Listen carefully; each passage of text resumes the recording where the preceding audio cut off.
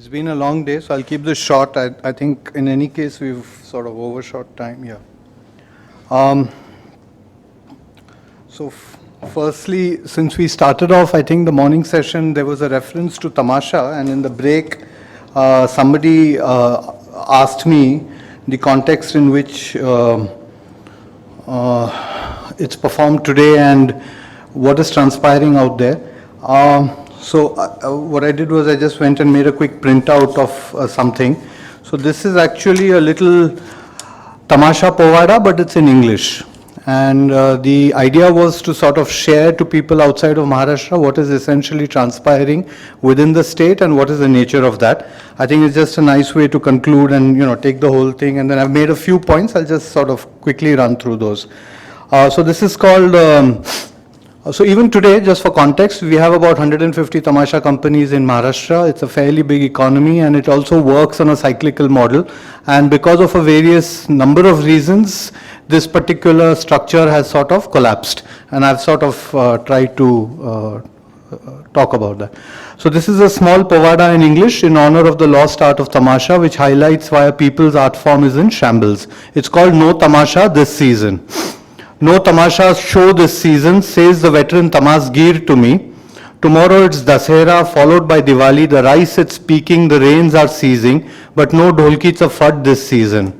7 months of silence, 210 dreary nights, 210 dreary days, 210 lonely nights.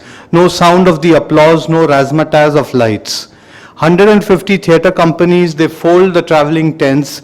They iron their costumes, they tune their instruments. They tell their children about ideal prognostications of how Tamasha performances once entertained the nation. That was then, this is now. 80 jatras, 300 performances, no suparis, no encores for now. No Tamasha show this season, says the veteran Tamasgir to me. The numbers don't lie, he unwinds his pagadi. Our artistic reputation can't grow due to inconsistency of cash flow. There are no yearnings, therefore no earnings. Plus there is a no-show from 9 p.m. to 5 a.m., my friends. A court ruling that bans us after 10. Unemployed are the artists, female dancers and singers, all of whom migrate to gambling dens where women are paid more than men. We pay money to the wealthy sahukars, we pay for the diesel, we pay for the car. We pay for rentals, we pay for the hiring, we pay for taxes, we pay for complex licensing. We pay for the insurance, we pay for bank loans, we pay for costumes, we pay for the cell phones. We pay for the generator, we pay for sound and lights. Whatever remains is for the government babu's bribes. That's why no Tamasha show this season, says the veteran Tamasgir to me. Chirimiri economics, it makes no sense. State subsidies are fucking nonsense. There can be no cooperative theatre movement when we are being crushed by our own government. That's why, sir, there will be no Tamasha show this season, says the veteran Tamasgir to me. So I just jotted down a few things and while sitting through the day. So first and foremost, Ashu, thank you very much for inviting me. For me, it was sort of a learning experience to listen to a lot of voices which otherwise I think I generally don't listen to. But I did a small exercise while sitting through the day, which was I imagined how, Dr. Ranade would be seated at the back and how would he be imbibing this thing and what are the lessons for it. And the reason I say this is, we had a long debate, I think, and the points that I mentioned are from that, the entire pedagogy that is sort of there around that. So one of the things that, we had a long discussion was that can Indian theatre be of the same caliber that, say, Hindustani classical or Carnatic music is? Two things. One is that when it starts, it always starts at a certain level and there is a standard that we are always establishing in terms of aesthetics, in terms of form, in terms of art, and also in terms of the training mechanism, so that every time we start, it's not from scratch and there is no sort of connectivity between one gharana and the other. That was one. And the second thing is that nowhere in any corner of the world, if you go, it should be sort of recognized as something important and something that is sort of competing with the best of the best. Is that going to be possible? And if not, why not? And of course, then there was a longish sort of discussion. One of the interesting things that he mentioned, and I think he said it, of course, in a lighter vein, but was that it can start happening if theatre people stop talking only about themselves. So I asked him, what does he mean? And, he went inside and he pulled out a whole lot of autobiographies of great theatre people in this country. And he said, with the honorable exception of about 5 or 6 of them, most of them are talking only about their work. And, it's absolutely interesting because last year there were about 8 autobiographies that were sort of published in Marathi. And the extraordinary thing that we find is that the work is just about themselves, and there seems to be absolutely no reference to even the contemporaries around them, what is happening in the city, what is happening to the society. It is so self-obsessed, it is remarkable. I mean, you talk to even actors, you talk to industrialists, you talk to sports people, even they seem to be better connected for something where I feel that, we claim to be representing or being a voice to the society, being a mirror to the society and the greats in a manner of speaking. How can there be such kind of navel-gazing and, vanity to the whole process that you cannot, understand that there was a world before yours and that you cannot understand that there are contemporaries who are doing as good work or if not better than you. So then the other thing that I asked him is then, okay, all this is fine, but how do we get about it? And in those days, some of you who are old enough to remember will recall that he used to produce something called Facts and News at the NCPA. It used to be a small little bulletin. And the reason why it's important is that it used to highlight, showcases today the kind of things that that were shared with us in terms of experiences or case studies vis-a-vis certain plays, certain play productions, certain processes in a city. So Facts and News would do that in the little 32 pages, 40 pages. But there were 2 again interesting things that Dr. Ranade and of course his team. So there was Arun Naik, there was Vaman Kendre, there was Chetan Datar, there was Sucharita Apte. There was a bunch of 8 people who were doing this documentation. What they did was something quite interesting, and this comes back to this whole question of narrative and narration and so on, that when they talked of a play, they did not talk only of the text. So they created, in a way, a kind of performance parameter about the entire production. So you had if for example, if it was Ghasiram, then there was a long conversation with Bhaskar Chandravarkar in terms of what were the rags that he selected, what was the rehearsal process, could it be possible that the rehearsal processes could be lesser, if they'd used a certain kind of pipette, would it have changed? They had a conversation with the costume person and the set design, so that a template is available, so that the next person who's doing the play has something that he has as a reference guide. Every Indian who starts off is not starting off from scratch. And, it was fairly, I think, extremely well documented. The other thing that, and it wasn't just confined to Dr. Ranade, there were others who were also doing it. If you recall, there was, in those days, Sadanand Menon, he used to run the arts page in the Economic Times, and it was a very surprising choice because the ET used to actually have 2 to 4 pages of in-depth theatre coverage about what was actually transpiring in the world of the theatre, and highlighting and showcasing what was the best practices, who are the voices that are important and why they are important. So those sort of things. So for example, one of the reasons why people across the country heard about the contribution of Chandralekha or Dadi Padamji was primarily due to what Sadanand Menon had done. And again, it was extremely striking because, Chandralekha's work, and of course a lot of it is not documented because there are, I think, just 2 videos that are available for reference. And what she did was she was probably one of the first artists in the dance theatre performance space to create what is called this multiple layers. So you had one set of dance choreography from left wing to right wing, and then at the back you had another layer of dance moving across. So you had sort of multiple patterns. And it used to be very curious. As a young child, when I used to see this, I used to think what great, art praxis she has created in terms of just the aesthetics of it. And it's very curious that when we actually went to the art studio in Chennai, which is beside the Bay of Bengal, so it's a space like this which is very unimaginative in the sense that it's like a concrete kind of a space, and but the curious thing is it has no wings. So every time her dancers went from one wing to the other, there was no way for them to cross back. So they just literally had to walk back on the stage, from the stage. So if, for example, they made one movement at the back and there's something happening in the forefront, they would crisscross. And then when they walked back, Chandralekha would tell them just walk back but do it in a kind of a, dance method. So it was a very practical solution to a problem, but it actually created an entire practice. Now the thing is that this got documented. And because it got documented, a whole lot of other, dance practitioners post that who were trying to break away from tradition or break away from the, norm or whatever, they had something as a reference to understand why is it that she made this choice and so on and so forth. The other thing that I think the group at NCPA and under Ranade had done was a series of sort of video conversations. And there were again a huge bunch of conversations that I think they did. And I think the who's who of theatre at that time, and if I'm not mistaken, there are something like around 800 odd interviews on video, in those days VHS, which had been recorded at that time, and precisely discussing what we are discussing today in terms of over one day. Of course, the shocking thing is I'm informed that somebody has recorded over those interviews.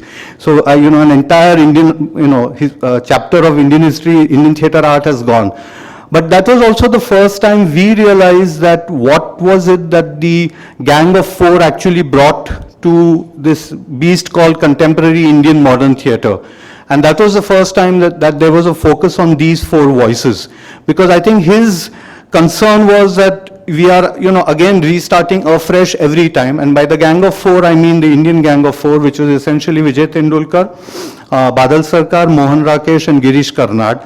And there was a very strong emphasis in terms of how they sort of, of course, wrote their plays, but in terms of the contribution that they did to what happened to Indian theatre in the 1960s and therefore what happened afterwards.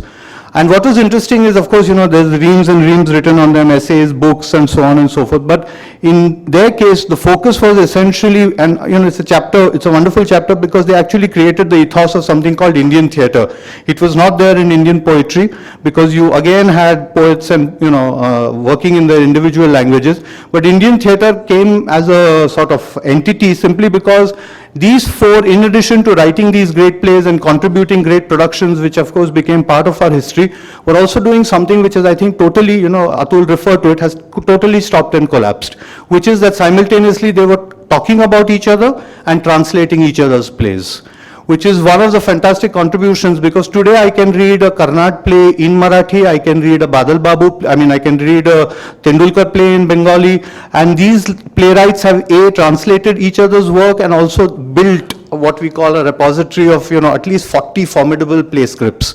That is something I think we have to be proud of. The reason I emphasize this is because today, there is a Shafat Khan, there is a Jayant Pawar, there is a Rajiv Naik, they are writing, but the fact of the matter is that, again, I was in Karnataka a few days ago and I was traveling across the coastal Karnataka, and I came across, I think, 4 play scripts in Kannada and exciting new voices, but I just realized that they're just going to remain confined to that space. So unless and until you're writing in English, the play is not traveling to other centers. The amazing thing that these 4 did was, they translated the play, and because they were great playwrights, not only were they good translators, but they were also translating the idiom of theatre. And I'll give you an example with Tendulkar Saab. Jokingly, we all call him the playwright of half sentences. And there have been non-playwrights who have translated his work, and so for typically a Tendulkar play, the conversation, and he was deliberately doing it to break the syntax and the structure and so on. So the conversation would be something like, Yete, Kadi, Ata, Salah, Saha. Okay. That would be a Tendulkar play conversation. If a lesser translator translated this, he say, Ata tu yete ka, ha, pan apan kute challu, and so on and so forth. You are defeating the purpose of why that man has written the play, why he's using silences in a particular play, which is why the importance of these voices translating the plays, and therefore this sort of what we have as a sort of rich treasure. And this is something now which is becoming worrying, because today, poised in 2018, we have to relook and examine that, when we say that there is a vacuum, and there is, I don't think there is, because the sheer number of plays that are being written, produced in different corners and different centers of this country. I've traveled in, I think, 6 states in the last 3 months. So that's essentially Bihar, Jharkhand, Karnataka, Maharashtra, a little bit of Gujarat and some parts of Haryana.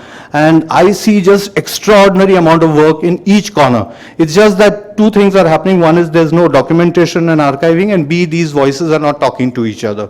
So that's, I think, broadly in context to what I was saying. I mentioned the Gang of Four, and I'll just quickly conclude. I have a few other points, but I think I'll just conclude with a play which I think was also written around the same time. And the reason I'm mentioning this is for a couple of reasons, because one is that it's probably the most definitive play of the 20th century, but it's a play nobody knows about. It's not a Tendulkar play, it's not a Mohan Rakesh play, it's not even Bhubaneswar's Tambe Ki Keda. It's a play which, because of its staging, caused probably the single biggest massacre in the history of the human planet. And why did it happen? I think there are enormous lessons for that.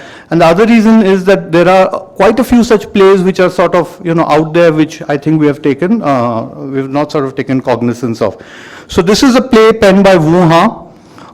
It was penned in 1959-1960. It was penned for the Peking Opera. It was called Hai Rui Dismissed from the Office.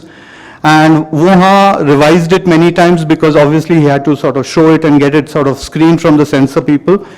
And in this play he talks about the peasants. So he says one of the characters in the play says, you pay lip service to the principle that the people are the roots of the state, but officials still oppress the masses while pretending to be virtuous men. They act wildly as tigers and deceive the emperor. If your conscience bothers you, you know no peace by day or night.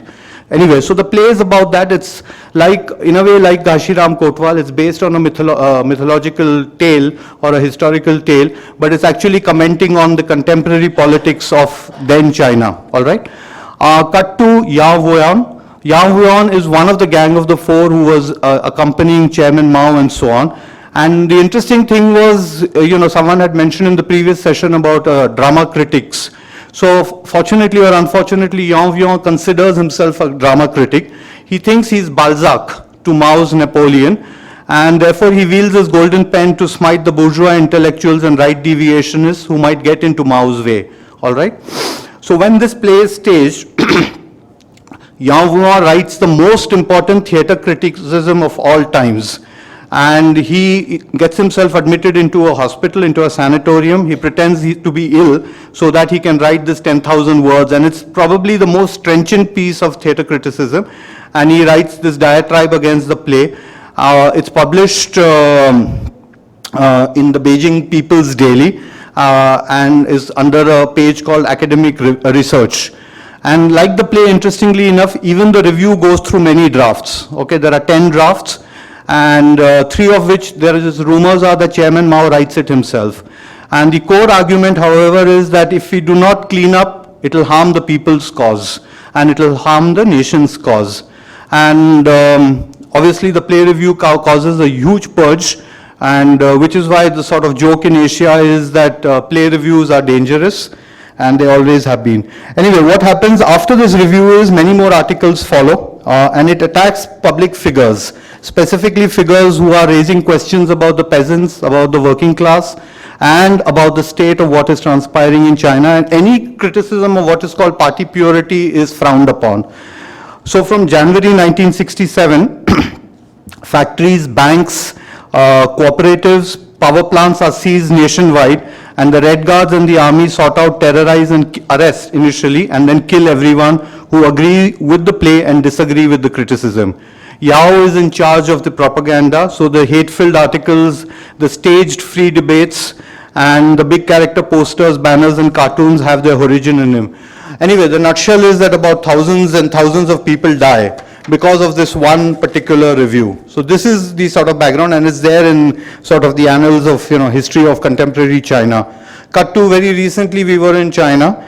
And Yao Huan dies, I think, on 23rd December. He's about 74 or thereabouts. Nobody knows his name. He's forgotten. The Gang of Four is not a particularly well-admired sort of group of people. Chairman Mao himself, there is one statue that is there in one of the major cities, but he's a forgotten figure.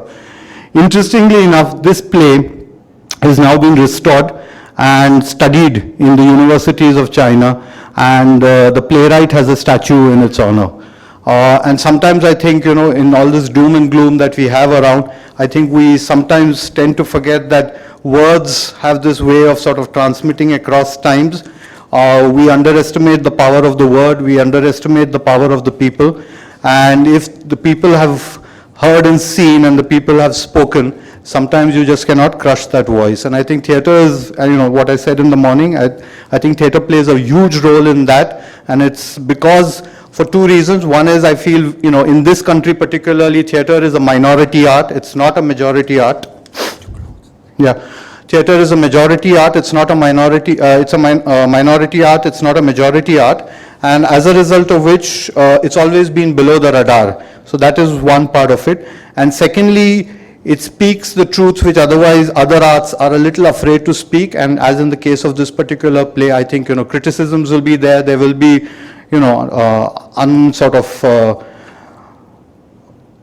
bestiality of the worst order, but ultimately I think the words will sort of remain. Even Bhas's plays, if you recall, Gopal Shastri sort of found them about 100 years ago in a small village near Kerala. And how the plays retain, it was essentially in the memory of actors who sort of transmitted it from performance to performance, century across century, and these plays and these words transmitted themselves, and that's how we have those plays, and we are thankful for that. So I think that's broadly what I'd like to conclude with. And finally, I thank you, Ashu, and thank you to the Dr. Ranade Trust and, of course, Anjum and gang. All right, thank you.